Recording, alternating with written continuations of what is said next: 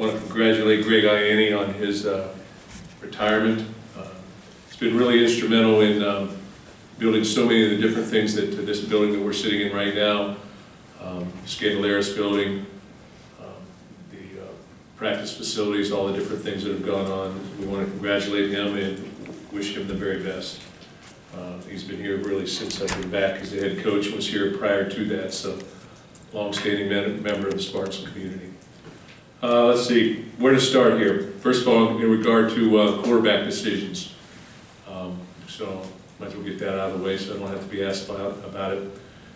When we make a decision on the quarterback, especially when anybody's hurt or battling through any kind of injury, we're going to first of all talk to our doctors, our trainers, the family, the player, outside consultants, specialists, anybody that is involved in the decision-making process. And then at that point in time, we're going to make a decision. And that decision is going to be based, first of all, on his safety, which should be well documented, the number of players we've had out this year. And then secondly, on his ability to compete and play at a high level and our ability to win with that individual. So we make decisions. And as we go forward, those decisions become complicated at times, but we do the very best we can, and everybody is involved. I don't really think that it's in this team's best interest to air those decisions prior to football games. I think that's something that needs to be kept in-house for everybody's best benefit. So that's how I handle those things. So really, that's my response on those things. As far as Nebraska, a great environment. We're going to have an opportunity to go to Nebraska this weekend. Played there in the past. Outstanding environment, one of the great venues in college football. They're a greatly improved football team. Coach Frost is building a foundation there.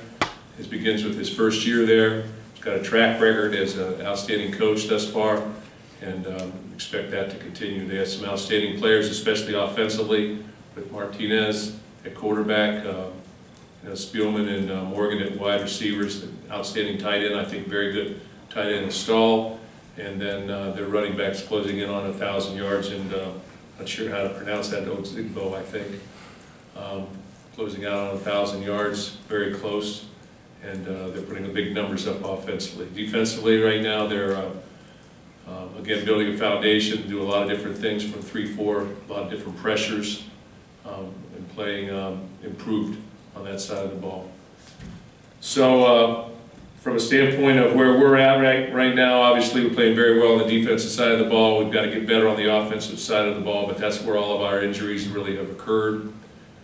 With L.J. Scott really being out almost the entire season, with Felton being out since the Michigan game, with some other wide receivers hurt, offensive linemen hurt, in and out, and quarterback situation as well a little bit. So we're dealing with it. But the most important thing to me is that our football team remains intact from a chemistry standpoint, which it will, and that we would bring great energy to the game on Saturday against Nebraska, and we go there close. So with that, I'll take some questions. Mark, in 2014, your offense was rated 11th in the country. And through the years, it's gone from there to 73rd, 75th, 91st, and now 111th. Can you explain why? Well, I can look at it and say, first of all, last year, we had some production, I think, especially from our quarterback position and wide receiver positions. This year, I would say it's the injuries. It's always something every year you're gonna deal with something. A lot of things are predicated in how you play, in how your quarterback plays. That's college football. That's pro football. That's high school football. If your quarterback's playing well, you're going to be successful usually. There's a lot of things that go into that. Receivers and timing, offensive line protection, ability to run the ball consistently, or at least well enough. So that's an easy question to ask. Probably a very difficult question to answer, and probably would be best. That's why you do self-scouts, and that's why you do spring evaluations and all those different type of things. So we need to be better, but we're playing at the, I would say right now we're playing at the highest level of college football. You know, it's competition level that we play into. But, point taken. Mark, continuing on that point, you brought in 19 of 22 starters, including plus 2 specialists this year. You're going to bring back about that same number next year now that LJ's coming back. You got quarterbacks. Ceiling's probably about Citrus or Outback Bowl this year. 2 games left. How much of this is still building that foundation for this year, and how much is setting the foundation for next year and finding out what you have in younger players? Well, I think we've built a foundation here in 12 years. You know, we've won a lot of football games, and you know, we've competed at a high level, I think. You know, even last week we competed very tight football game, and all of a sudden, you know, within 10 plays, it opens up a little bit. So my take on it is do the very best you can to win one game at a time. Don't look past one game, don't look past Nebraska, don't look past Rutgers, don't look past the bowl game, and then get yourself ready for next year. And that's the way we'll always play it. I want our senior class to have their best experience at all times. So we're not going to sit there and say, well, let's play this guy instead of this guy because we can, you know, give him game experience. Yeah, you can get those things, but at the same time, I think our focus is on the present. Mark, relative to the quarterback situation, again, after the game we talked to Brian, and he said to us, I don't think we were leading him there, but he said to us that at some point he didn't feel like he could make the throws, or his arm wasn't quite as strong as Rocky's at some point in that game. Is it wise then if a guy can't make all the throws to keep playing him if he physically can't get it done? Well, again, another tough question for the coach. You know, as you go through things and you go through practice, you know, you're trying to watch practice and watch and see if guys can make the plays. And there's a base foundation for everybody.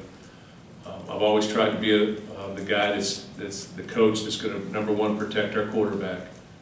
Hopefully, physically as much as we can from a protection standpoint, play calling and things of that nature. And then secondly, from a emotional standpoint, from a public standpoint. So I'm going to stay with our quarterback if the guys brought us a certain amount of level of success. And I think that's warranted to do that. You know, again, I'll go back to what I said before. You know, we talk to the player, we talk to the coach is involved, we talk to the doctors and trainers, the outside specialists, the family, and we make best decisions in what we think are the best decisions to win. When you get to the point in the game and you see how things are playing out, you may have to alter your decisions. And that's what we try and do.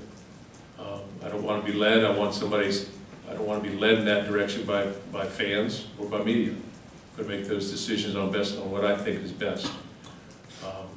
Wise is a tough word to use. Is it wise? I do the best I can to make good decisions which help us win football games. I thought he could fit it in tight windows. I thought he had velocity. Is he injured or is he hurt? He's probably hurt more than injured, you know. But who's not hurt at this point in the season a little bit? So some guys play through a little bit of that pain, and that's what he's tried to do. And he should be applauded for that. And then I make the best decisions possible. We put Rocky in the game when it became apparent, you know, wanted to give him one more series and then went in that direction, and probably elaborating on this too much. And then when we had a couple of turnovers, went back the other direction. Kind of along those lines. Of course we would. Yeah. But does there along those lines? Does there come a point, and it's not necessarily the quarterback situation, but maybe more so the quarterback because the ball's in their hands so often? Yeah, because everybody's an armchair quarterback. You can go back to 2013, there are armchair quarterbacks here. So keep it going. I just meant, how do you make that decision to take that out of the guy's hand when you do see it? And how do you approach a guy and say, we're just not... Very tentatively, to be quite honest with you, because I'm concerned about a person's psyche. I'm concerned about people's confidence, and I want them to have the best opportunity to be successful. So I'm concerned about the well-being of a young man, all of our guys, everybody. And I'm trying to do the very best I can to make sure that psyche is intact. So when you lift a guy, especially at a leadership position, and who is your captain, that's a big decision, especially when he wants to play. And but ultimately you have to do what's best for the team in that situation. But your belief system has to be strong enough that you're going to stand the test of time a little bit, and you're going to stand the public opinion poll a little bit and side with him. And that's what I do. Dylan Alexander has not seen a lot on the field. Mark, what does he have to do to get up into that playing rotation? Yeah, Dylan coming off a broken foot, so he's missed a lot of time. He's missed all of August. I think he broke his foot maybe in the second or third practice, or very early. So he's missed a lot of time. And then, you know, we've been playing very well defensively. Defensively. So, you know, he hadn't got the opportunities maybe that he would have had if he would have been there the entire time. But Drew Beasley's played solid. Jack Camper's played very solid. He's a very active young player. He plays a different position to some degree. I mean, Dylan can play either or. He's the fifth right now, so it's tough to roll in the fifth. So at times he may get some opportunities, but he's got to show a little bit in practice too. So it's a tough situation. Mark, with Scott Frost having, you know, you've seen his offense before, how much does that help you prepare for, I know the personnel will be different, Yeah. obviously, but just getting a foundation for knowing what he likes to do? Sure, you look at what Oregon's done against us in 14-15, and you certainly take that into context, put that in your cut-ups, evaluate that separately, evaluate that together, see if there are things that carry over there, and there are characteristics there of what they do, and make sure that you're covering all bases. But different players, but similarities, no question there are some similarities. I think that probably is the same thing they're doing. Look at it, okay, this is the defense that played against them in 14-15 and carrying that forward.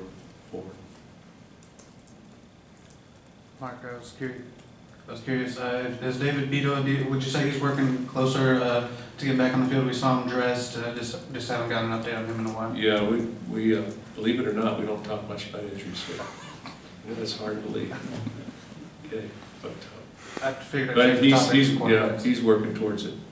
And with Josiah, he's jumped back right into the fire playing a bunch these last 2 weeks. Yeah. I'm just wondering, when you watch him, especially with your background in defensive backs, does he look like the guy that he was last year? Do you still see him sort of working back from some rust, or just how do you evaluate him? He's playing very, very well right now. I think he's back to you know, he's really got 3. He'll have 3 weeks of, I guess, what is it? 3 weeks.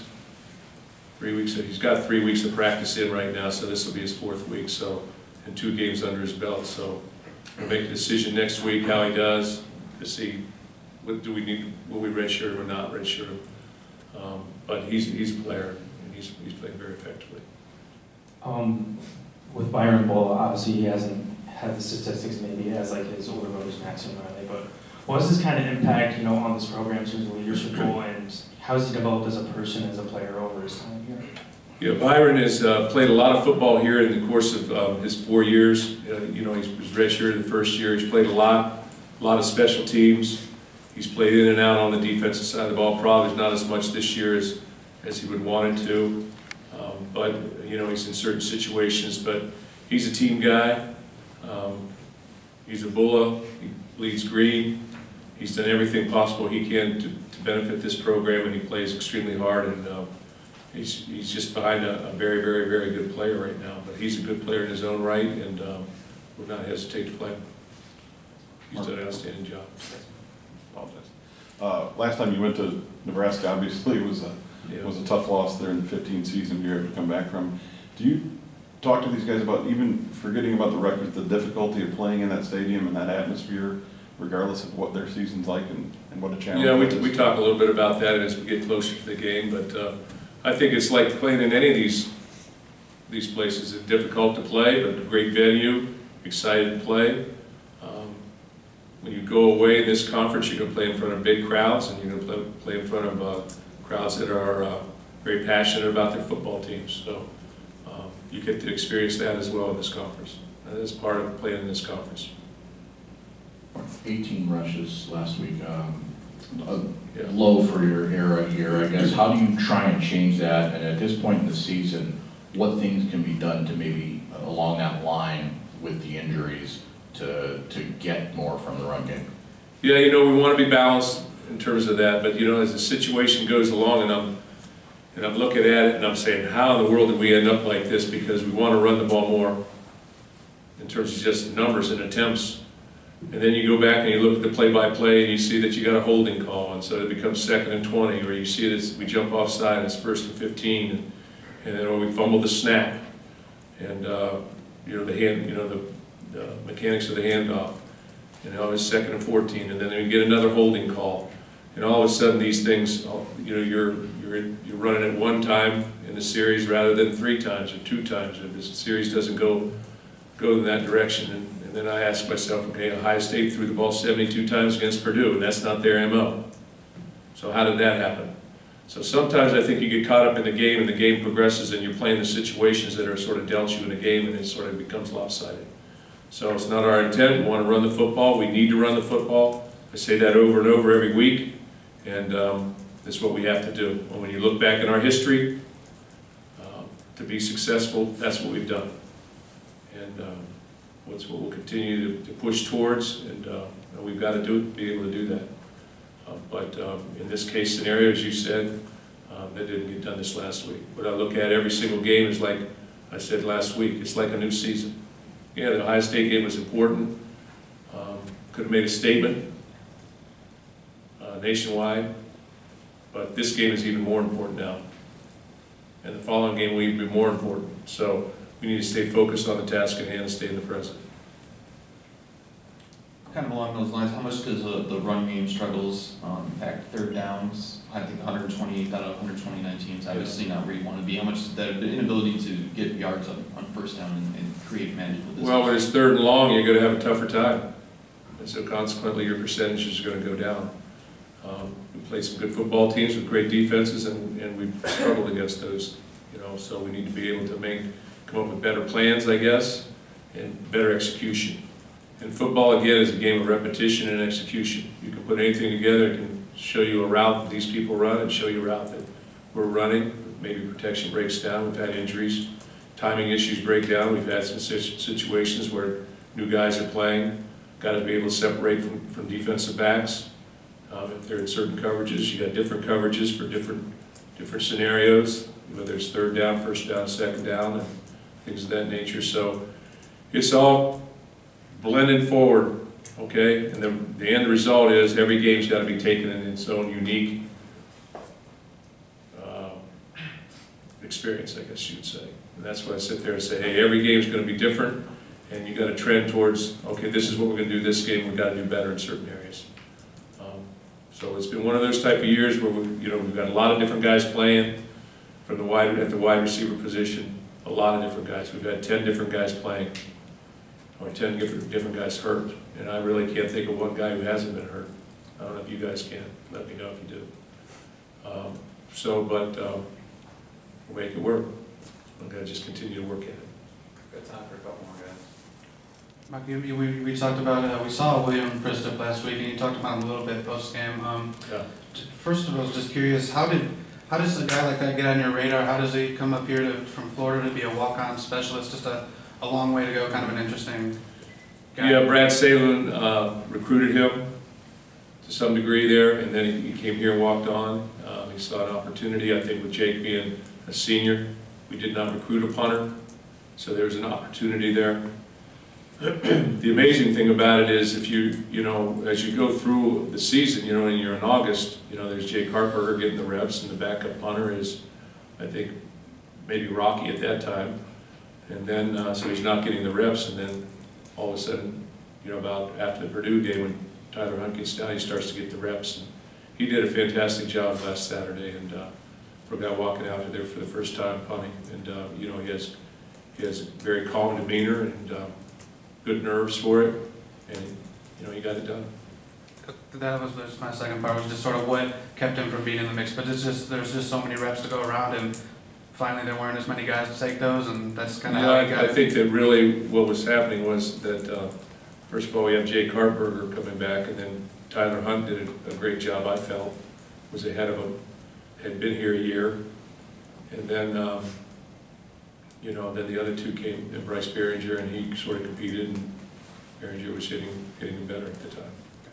Thank Mark, Dave Warner's taken a lot of criticism about the state of the offense, some fair, maybe some unfair. In all the injuries you talk about, and all the substitutions of personnel, the game plan, you want to run the ball, all these things, what are those conversations like with him, you and him, the entire offensive staff at this point of the season compared to where they were maybe to begin the season? Our conversations go just like I talked earlier about. Every game's a new game. We're going to try and figure it out and try and make sure we have success. And those conversations are in-house. Mark, I know you don't like to talk about injuries, but No, you talk about talking about injuries because that's obviously a big theme of this year, and It's a theme. it's got to be hard to not bring them up when you hear Well, something. you know, we need to push forward, you know, and I've never sat up here and said, hey, we didn't win this game and here's the excuse. And I'm not going to start doing that now. Everybody here is on scholarship, we recruit good players. If somebody gets hurt, it's an opportunity for somebody else to step up, you know, and I think Cam Chambers has made plays this year. Some different guys have been able to, Reese Nelson's made plays this year, and then he got hurt again, but, you know, he'll be back. And so you've got a number of people that have opportunities to play and to make the best of it, and, you know, I think timing hurts us sometimes, or, you know, you're playing in and out different people, but, you know, we've lost 4 football games. I feel like we've had a chance to win every one of those football games. So there's more than just, it's more than just about injuries that we didn't win those games. It's coaching decisions, it's head coaching decisions, it's player that are playing, you know, breakdowns or the ability to execute. It's the execution of the people that we're playing against. But they do a good job. So there's so many different things you look at there, and so we're just going to keep getting better and keep pushing.